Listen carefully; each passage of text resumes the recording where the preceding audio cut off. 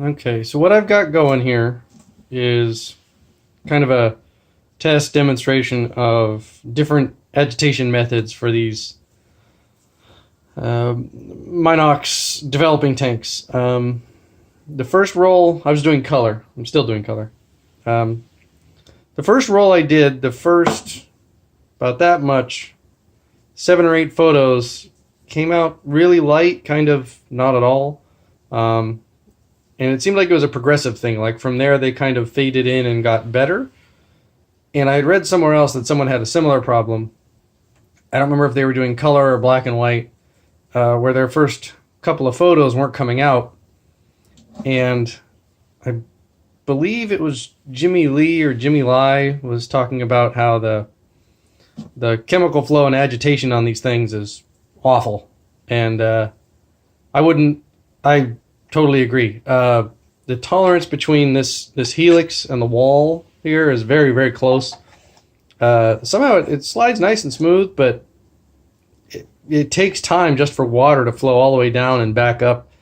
So you're not getting a lot of flow of fresh chemicals to your film, especially up at the top. So what I'm hoping to do is, I've done this before, and I worked out a system that I think works really good. I did another roll, and it was perfect top to bottom. So I figured I would do a demonstration of the way these things flow. And I'm not sure if it's just a refreshing of the chemicals that's important, or if it's the actual physical agitation to knock off byproducts. But since these things are kind of unsealed, you can't really bang them around too much, especially doing color. You're busy dealing with it in a water bath, and you can't go banging it around on a table or much. So you kind of got to deal with what you got. And I just know from doing tin types in vertical tanks as opposed to a tray, they do work better in a vertical tank. And I'd read somewhere that doing sheet film large format is the same story. If you can do it upright, the byproducts just kind of fall off with gravity, and you're constantly kind of getting a natural flow of new chemicals against your film. So kind of the same idea here. Like I said, I had one turn out well, so I don't have a lot to back it up, but yeah, whatever. Take it with a grain of salt. Your mileage may vary. If you've got any other ideas on how this could be done better. One of the ways I did it was I set it on a neck massager, and so it was actually vibrating the whole time, and that did actually work, but I couldn't figure out a way to do that and deal with the hot water bath for the C41. So I kept playing around. So what I've got going here is this is an old 50-shot tank. It's not a 36. So I've put the zip tie on here just to hold it up above the bottom, like if it had 36 in it. And I've got a piece of white masking tape in there, so when I'm putting the food coloring in it, you get a good contrast of when the color actually comes out. Something else I've done, I tested this before I did this, but I don't have another tank, and these things are, I got this thing 20 years ago at a swap meet. I'm not going to buy another one just to do a test, but I machined these grooves down the side of the helix, and they're not real deep. They're only 30 thousandths or so, maybe a millimeter. I did it on a milling machine. You could probably do it by hand if you were so brave, but I was just trying to get a little more flow from the bottom up past that tight sidewall, and it seems like it worked. And I didn't actually get down into the film support area. It's just right through this outer helix part. And there was a little cleaning up to make sure there were no burrs that were going to snag on the film, or let it come in and out and spiral easily down into the thing. And I don't have the top lid on, so you can see this piece of tape better. Well, completely. Otherwise it'd be covered up. So what I'm going to do is I'm going to pour in 80 milliliters of clean water, and then a couple drops of food coloring, and I'm going to run it for 3.5 minutes, which is the developing time for C41, or at least the chemicals I'm using. So if my thinking is if nothing's happening in 3.5 minutes, then it's not working. So the 80 milliliters gets it right up to the pour spout right here. So that would, it's kind of replicating this cassette being totally covered, and there's volume being taken up by the cassette and the film and the cover and all that kind of stuff.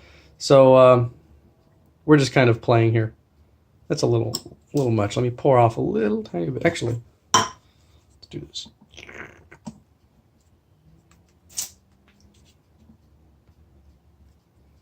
Okay, it's probably about 70 milliliters now. So I got that. And what we're going to test first is the recommended thermometer pump method. So I'm going to put 3 drops of red. 1, 2, 3. And my thermometer is actually busted. I got it that way, but they're so expensive that it's not really worth me getting another one. But it's the same diameter still, and it's good enough for the point. All right, so I'm going to start the timer and start pumping this thing. So what we should be seeing, if we're getting any action, is a burst of red coming on that white tape right at the edge of that helix.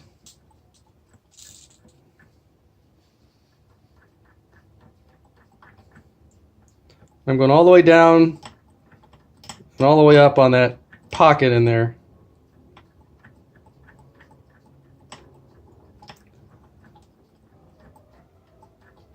I'm probably pumping a lot of air in at the same time, but when I was doing this the first time, it produced absolutely nothing. So this is more of the seeing what actually happens with the recommended method. It might work okay for black and white, or maybe there was something magic with the old developer they used to sell you. But with C41, they really push that agitation. So this is not. I don't think this cuts it.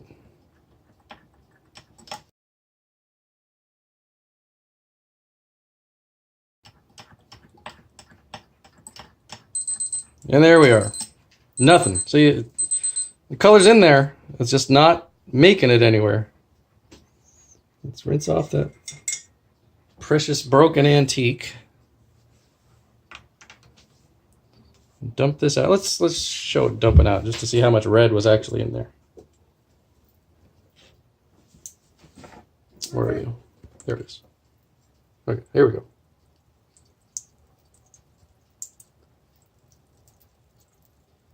It was, after a little bit of pouring, it was actually almost there, but it hadn't actually made it. So let's get this rinsed out.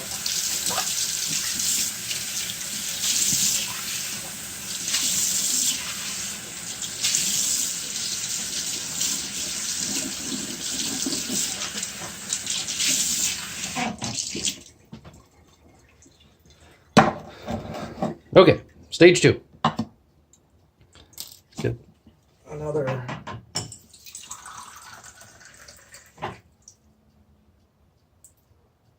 $70 milliliters of water. So the next suggestion was to use a medicine dropper to a little more actively pump the chemicals throughout the tank. And this is what I actually used the first time I developed something, and it worked okay, but what I ended up doing was actually jamming it into this nose here, and I didn't think about it at the time. But it felt like I was getting a real solid pump while all I was doing was making a seal and pressurizing into that little chamber in there. So it was kind of hard with this big nozzle in that hole, which tapers down in there, to hold it at an angle. So what I ended up doing was going to the hardware store and getting a tiny little cork. I would have preferred rubber, but all they had was wood that just fits in that top hole. And what that does is it allows me to rest this on the top of that, like that. That's exaggerated. We can rest that on the top and pump away without worrying about jamming it in that hole. Also, I had found that hole in there fills up with a couple of cc's of chemical. And as you go to pour it out, you pour it out from around this housing, which is okay, but then you have to kind of go back and forth to try to get that center bit to dribble out and actually dump out. Otherwise, you end up holding the top down, pouring it, and then you get this big gush of chemicals coming out of the top and making a mess. And it just, plugging that, it eliminates that little bit of overflow, so you can kind of, especially with the side flow being better, you can actually pour out way more of the chemical with a lot less hassle. Especially doing color, you're in such a rush to make it happen. So we will try the medicine dropper. Helix back in.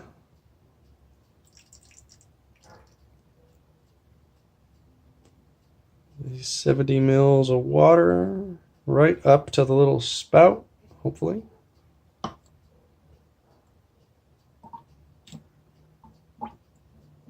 All right, we're pretty good there. There are 3 drops of food coloring. 1, 2, 3. All right, and we are off.